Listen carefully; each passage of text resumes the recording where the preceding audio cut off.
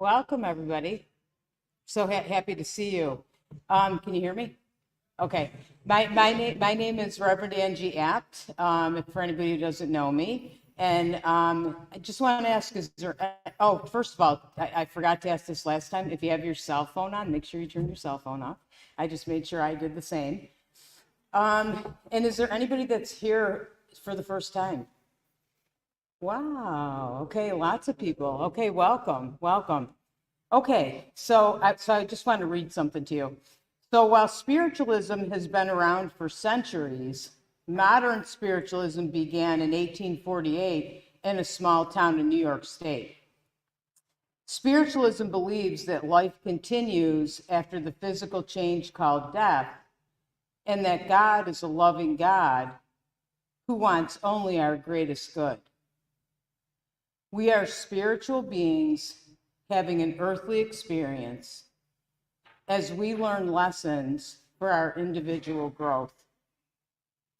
Spiritualism firmly believes that change for the better is always open to each of us, and that the ultimate expression of love is loving thy neighbor as thyself. So one of the things that we love about bringing everyone together is you get to meet new people. So take a minute and turn to somebody on either side of you or behind you and just say hi. Introduce yourself. Yeah.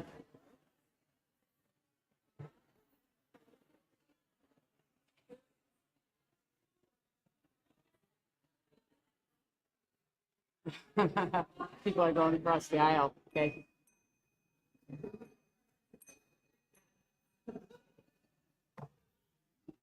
See, isn't that awesome? You get to meet new people, right? Or see people you haven't seen in a while. So I'm going to start with prayer. Infinite Spirit, we welcome your very presence here this evening as we all come together to share love and peace. Amen. Okay, I'm now going to call Reverend Irina. Oh, no, I'm sorry, Michaeline up, and Michaeline's going to do a reading. This is Reverend Michaeline Clevenger.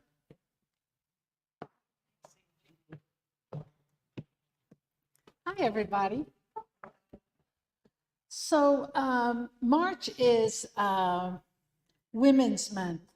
So this is for the men also, but I'm going to use the she because it's Women's Month, dedicated to all my courageous women friends. People are often unreasonable and self-centered. She forgave them anyway. If you are kind, people may accuse you of ulterior motives. She was kind anyway. If you're honest, people may cheat you. She was honest anyway. If you find happiness, people may be jealous. She was happy anyway. The good you do today may be forgotten tomorrow. She did good anyway. Give the world the best you have, and it may never be enough. She gave her best anyway. For you see, in the end, it is between you and God. It was never between you and them anyway. Thank you.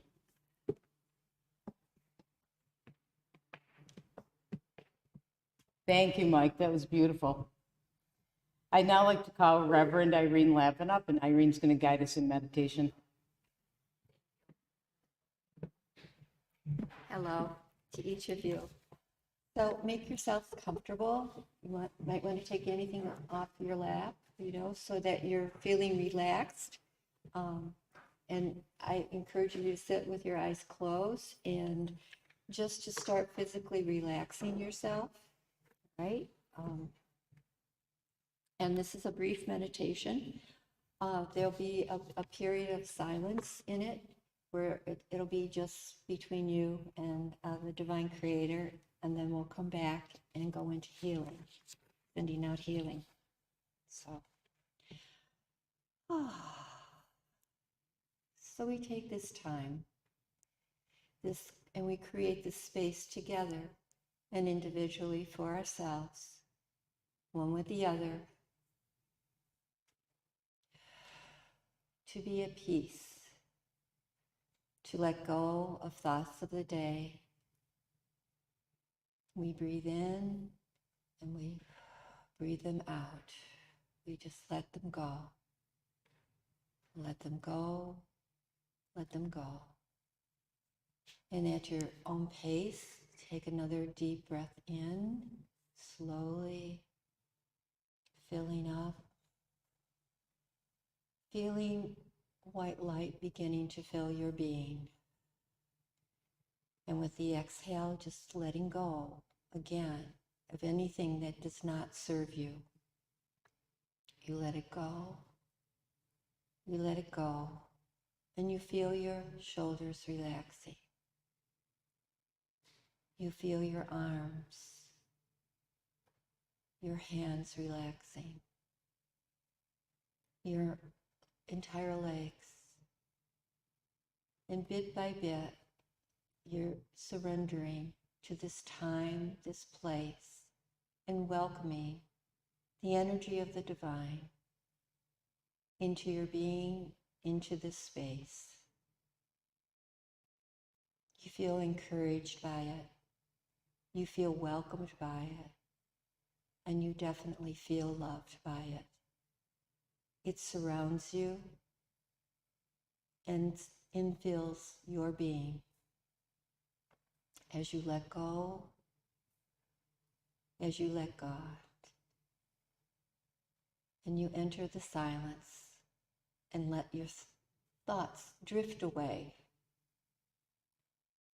Let them go as you surrender.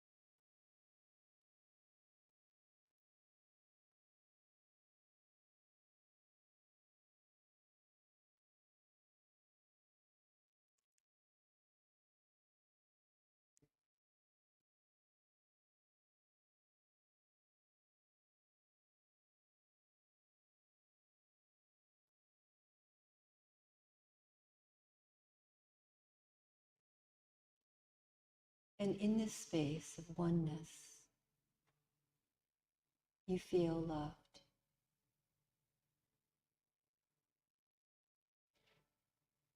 You feel your heart growing.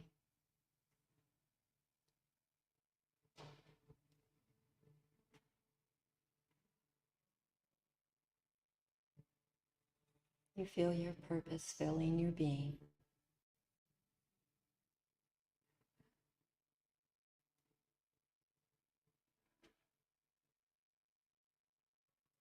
As you rest in this divine energy, this safe space of oneness.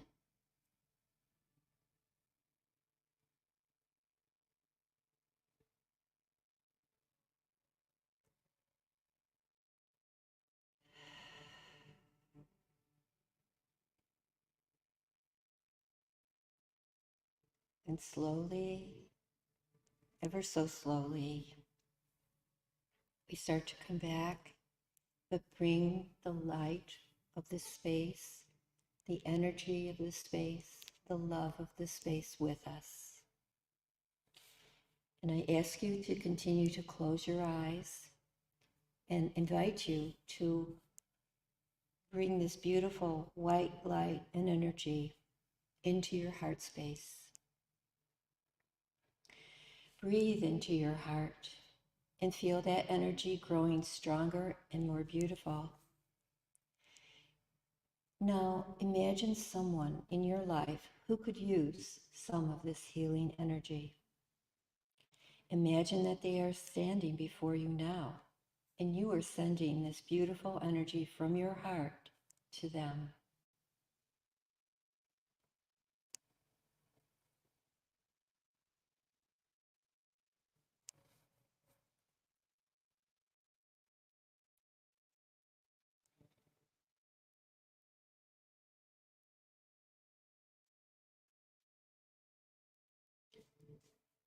Now imagine others in your life you'd like to share this healing energy with.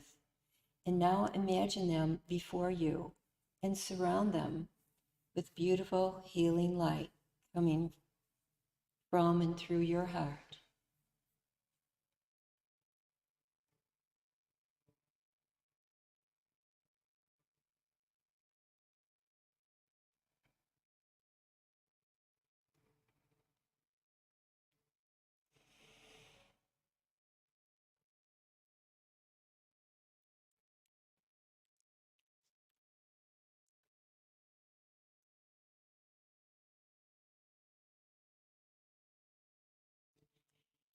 Now open your palms on your lap and imagine a globe of our earth between your hands. Now bring that globe of our world in front of your heart space and start sending the beautiful healing light from your heart all around the world, lingering where it's needed most.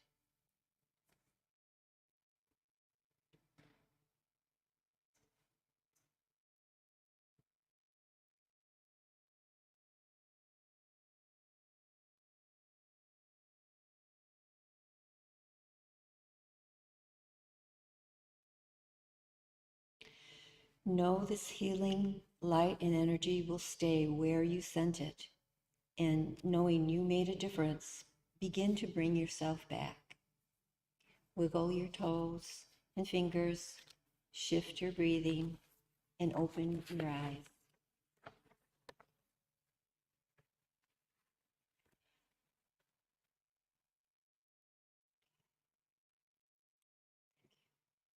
And while we're in this energy, will you turn to the order of service and we'll say the prayer for spiritual healing out loud, and then send healing to those on the absentee healing list. Prayer for spiritual healing. I ask the great unseen healing force to remove all obstructions from my mind and body and to restore me to perfect health. I ask this in all sincerity and honesty, and I will do my part. I ask this great unseen healing force to help both present and absent ones who are in need of help and to restore them to perfect health. I put my trust in the love and power of God. And we send healing to Catlin, Kenny, Johnny, Andy, Susan, Brian, Steve, Jolie,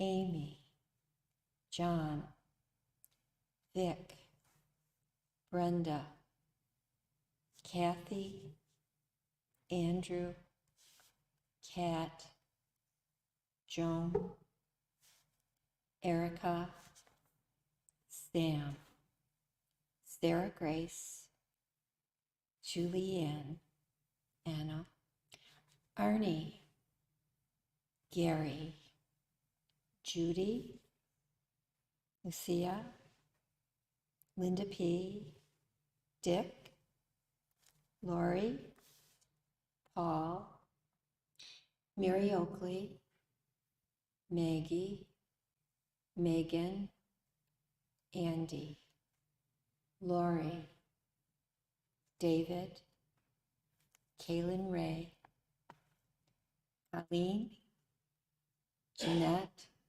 James G., Benjamin Joseph, and Melanie, right? And we know it is so, and we give our thanks and appreciation for this abundance of healing going out to each of these loved ones. Amen.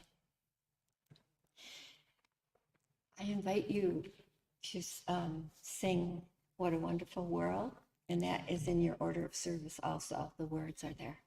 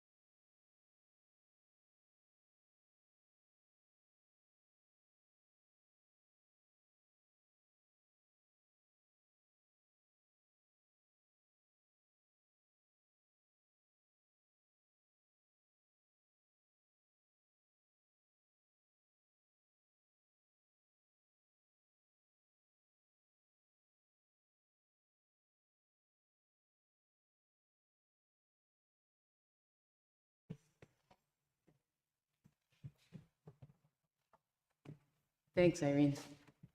You know, I love the meditation, and I love because when we gather together, we really make a difference, and we really can, collect peaceful energy and send it out to our world. It makes a difference. So I now want to, we've come to the inspirational speaker part of our service, Mark Thomas, which it's so happy to have. I'm going to read you Mark's official bio. So, Mark Thomas is a native of Rockford, Illinois.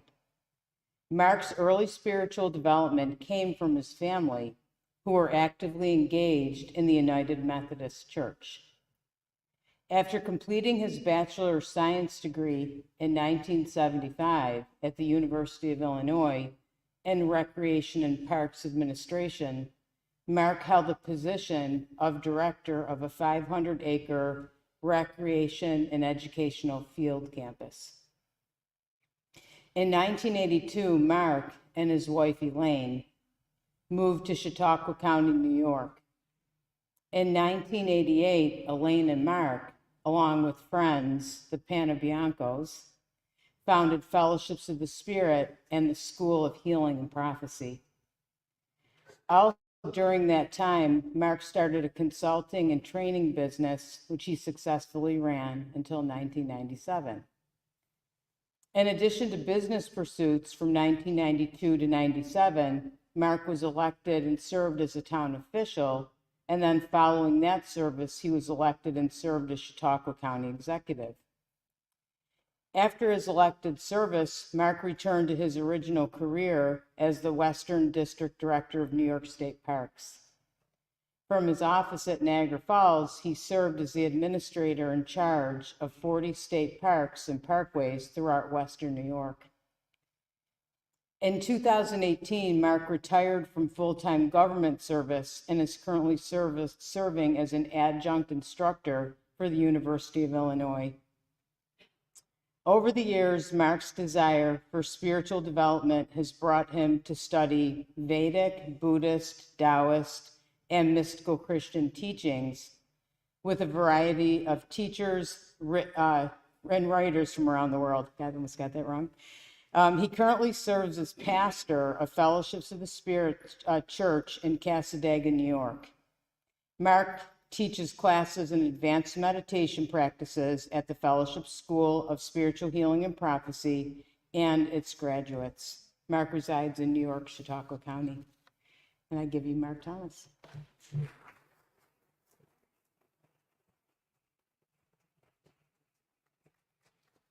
Good evening. It is a pleasure to be back here with all of you again in this incredible space, the long history. And I'm really glad that the village of Williamsville preserved this facility for the public. Speaking of Williamsville, I'm speaking tonight on a woman who was a force of nature. That's my late wife, Elaine. You can't hear me? I'm going to have this up a little higher. How's that? Is that better? Is that better? You can hear me better now? All right. Good. I'm speaking about my late wife, Elaine, who was from this village. She grew up here. She passed away a year and a couple months ago. And I thought this evening I want to talk about her. There's stories about my wife that some of you know some of those stories, but you don't know all of them. And I figured I'm going to talk a little bit about her tonight. And some of the things that she was focused on in her spiritual work. Elaine was born in 1949 in Brooklyn, New York.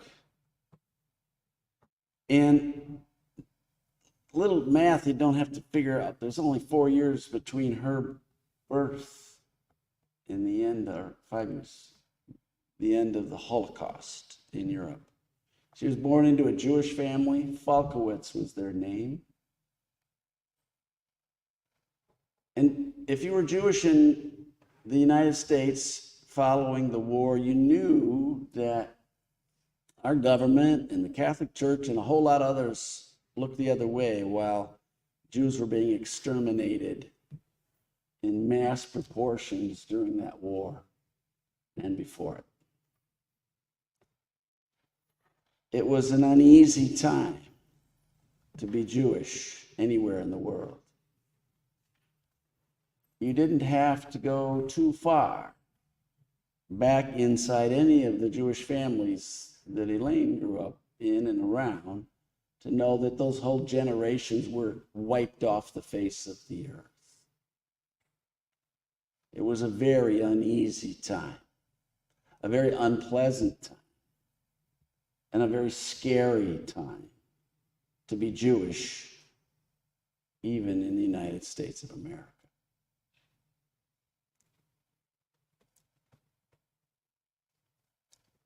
Anti-Semitism was rank in Brooklyn, and it was rank here in Buffalo, New York. So much so, they needed to change their last name from a Jewish-sounding name to an Anglican-sounding name of Ferris, which many who knew her back then was Elaine Ferris.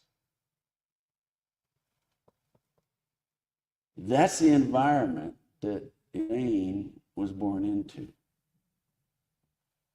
And I would tell you the temple here in Williamsville, where she got her early religious education, and amongst the families and the Jewish community here, there was great trepidation about the way they were dealt with here in this community as well.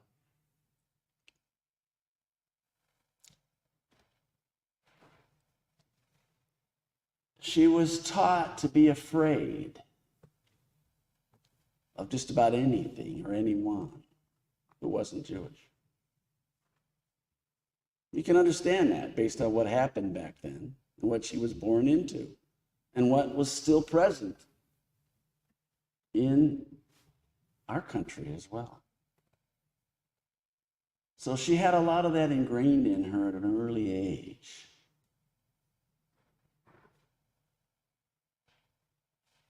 was a constant theme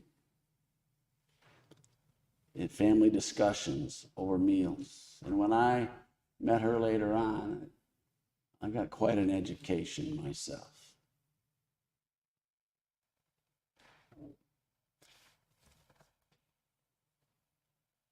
You know, Elaine had this incredible capability, though, as a child, where the adults around her would say, I don't know where this kid gets all this. She's ahead of her age. She says stuff that the adults would go, where does she get this from? She had these capabilities early on that she later made manifest in her training and her teaching. Friends sought her out for guidance. She was one of those go-to kids in high school, back when Williamsville had one high school, not a couple of them. At 19, Elaine attended the 1969 Woodstock Festival.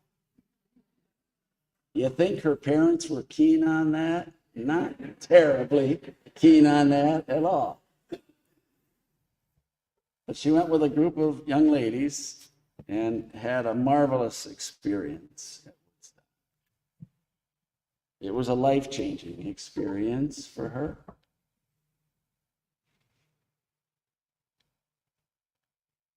One night during that festival, a performer she went by the name Melanie, a folk singer out of New York City. She had everybody at a count of 10 light a candle, either a lighter or a match, whatever they had. And so she did this, had everybody count down 10, 9, 1. And those lights came up in that entire bowl of that Woodstock Festival, and it lit it up like bright daytime. And that moment changed Elaine Ferris for her rest of her life. At that moment, she left that festival after that moment and said, wow, what one light can do when it's all together and we work together. When we bring ourselves together, that we can create something special in this world. And we need to but we got to light our lights so that we work it with other folks. We can put a lot of light in this world.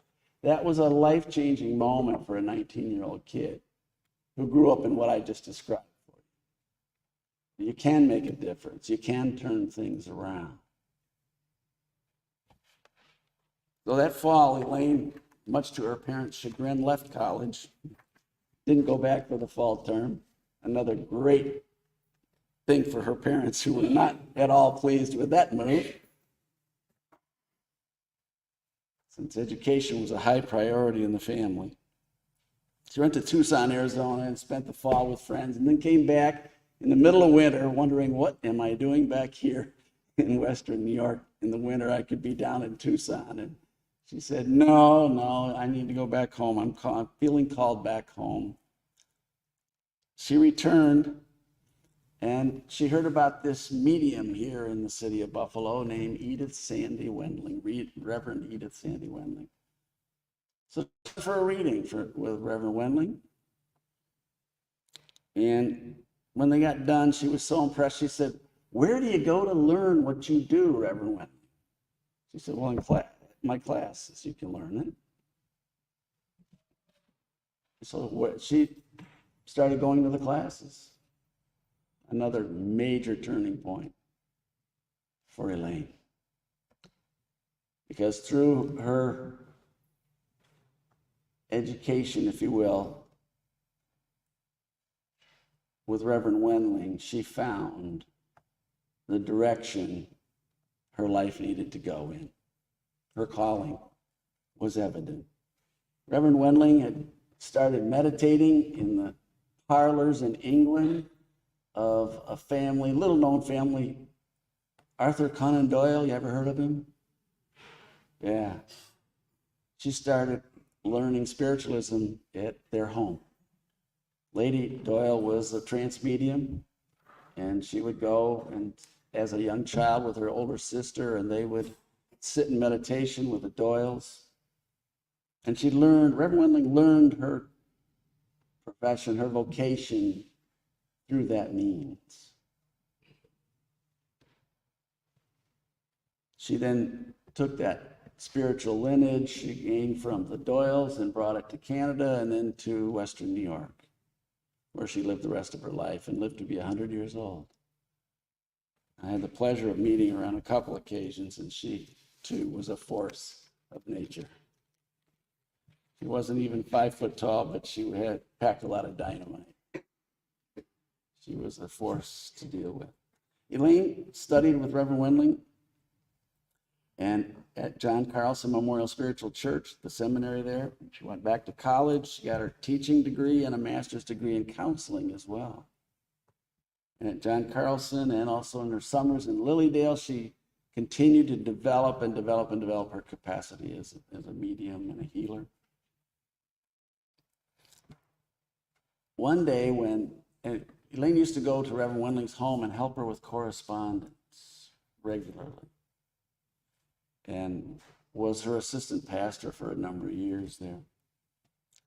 And one day, while they were doing that work together, Reverend Wendling, who was a very staid British lady, Elaine looked over at her and saw tears in her eyes. She said, "Reverend, what's wrong?"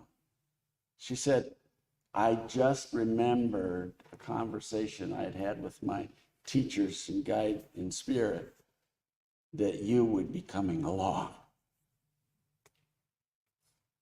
to carry my work forward."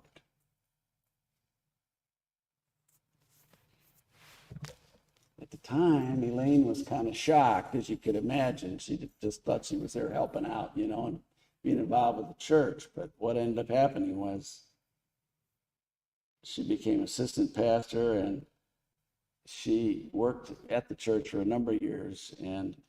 But through time, she really knew that she needed to move beyond the church at John Carlson and get off on her own and teach on her own. She left the pastorship behind. Elaine needed to forge her way as a teacher. She was also a teacher at the time at Lakeshore Schools District. She taught readings. She was a reading specialist.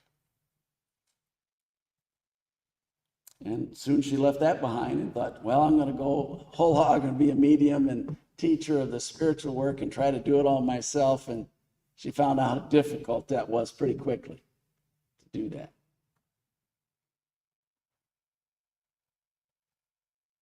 So that's when this redheaded guy showed up in her life. And we had a lot of good conversations about the work she wanted to do and where she wanted to go with it. And I heard her out and I said, "How many years have you been studying this work?" "Oh, about 12, 13. And I said, "That's too long. Way too long. Modern learning methods need to be brought to the table so that people can learn these things much faster than just sitting in a dark room and hopefully getting it by osmosis," which was the old school teaching method. So we spent the next 5 years studying all kinds of alternative learning methods that could be applied to teaching intuitive development, mediumship development, spiritual healing, all those kinds of things. We came up with a model that in 1987, we ended up creating a course now called Spiritual Insight Training, and we've been doing that ever since. One of the things that is so important and people didn't realize unless they studied with her was that one of her biggest things that she drove home to everybody was these intuitive abilities. We all have it, but we live in a culture that shunts it, that pushes it down and celebrates the rational, the cognitive, all of those kinds of things. And we don't learn how to, she would say, you don't know how to learn in our culture how to exercise those intuitive muscles. So they go flaccid. We don't work with them very much, so we don't express well with them, or we don't trust them, or we don't think they have any value. And she said, it's no way to deal with your birthright. She didn't want to draw attention to herself. It was about, since we all have this, it's about teaching anybody and everybody how to get to it. And that's what she focused her life upon. It's your birthright. Claim it, was something she said quite often. She also rejected a whole lot of folks that came at her over the years to turn her into a celebrity medium. And as soon as they came at her, she was like, get away from me. It's not who I am. It's not what I'm about.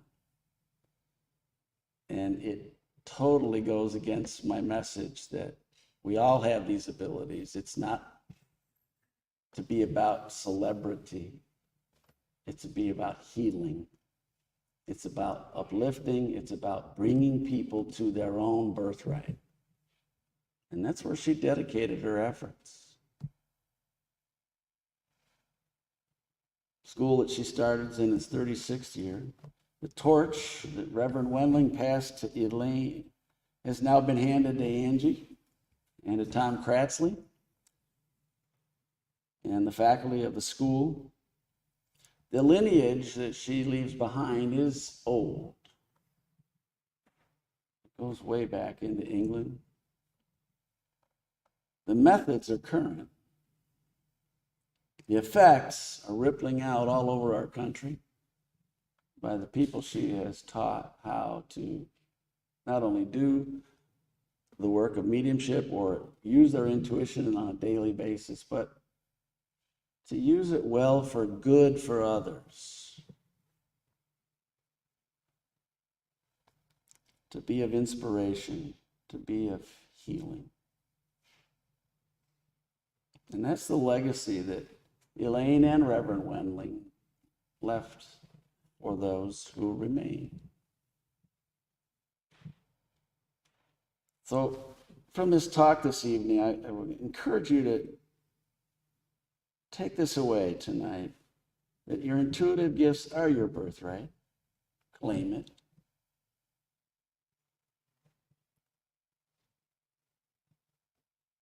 Another is one light, along with many, can create something special in this world. And the third was I'll leave with you, is another conversation that she and the Reverend had, and when the Reverend Wendling was helping her get over those fears from her childhood. She said to Elaine one day at her home, there's no place for fear in this work. There's no place for fear in this work. When you're doing God's work, when you're doing the work of selfless service for others, you need fear nothing. You just need to love. When you're loving, you are not fearing.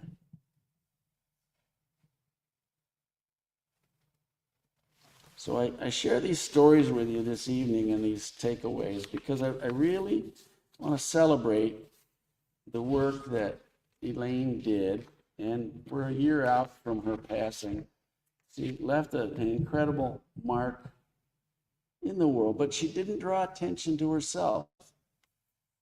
She was doing a work that was not making widgets. She was doing service. She was ministering to people all over the place, but it was never about her. It was about the work and how she could bring capabilities to us all. And for that, that's a good life. It's a full life and a well-lived life. And I'm glad that I had that 40 years with that special lady. Thank you for hearing my stories this evening. And God bless.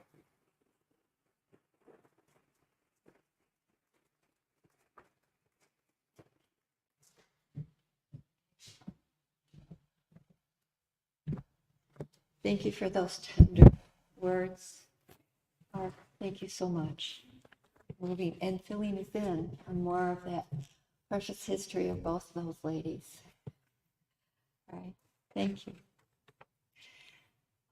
It's now our collection time, and a place of worship is grown on love and strong intention. We ask for your support as we strive to grow in love and understanding. As the baskets are passed, we invite you to offer both your spiritual and your monetary blessings. So you start from the back. Thank you. And as ushers are doing that, I invite the congregation to sing Let It Be.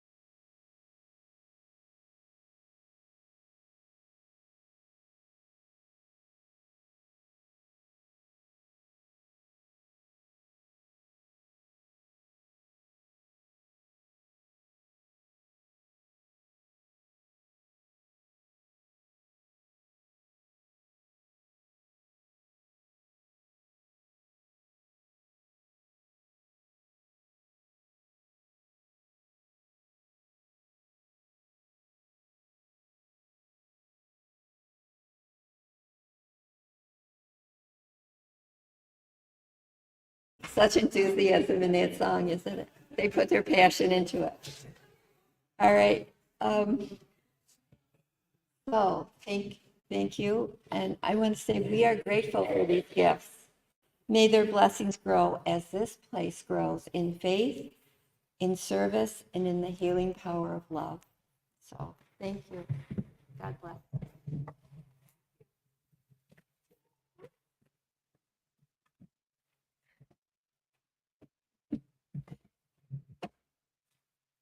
There we are. Here we are. So I'm shifting right into announcements. So this is for this month, March, and I'm going to be mentioning some classes that are going to be going on during the summer as well. There is guided intuitive development circle you can join Angie app online for a guided circle every other Tuesday at 7 p.m. Each circle will begin with a guided meditation followed by a lesson to help you connect deeply to your intuitive, natural abilities. Then you practice what you've learned together. Mark mentioned this.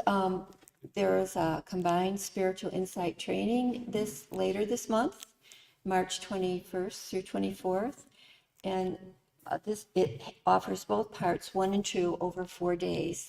This spiritual retreat combines learning about meditation, healing, and developing your intuition. It's available 3 other times this year, and it'll be in July, August, or September. Okay. Other classes coming up ahead are a past lives workshop with Angie Yap in person and on Zoom. That's Saturday, April 27th. Become a medical intuitive with Tina Zion, June 21st through 23rd. Another one is Fundamentals of Sound Bone Healing with Kirk Jones, July 27th through 28th. And Centering Down, a weekend meditation retreat with tonight's speaker, Mark Thomas, September 27th through 29th. For more information about any of these classes, as well as others, sign on to Fellowships of the Spirit's website and look for events. You'll find more details. Thank you. Anything else?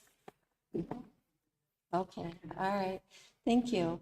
So I'm going to turn the rest of this service over to Reverend Angie Yap for the message portion. Thank you.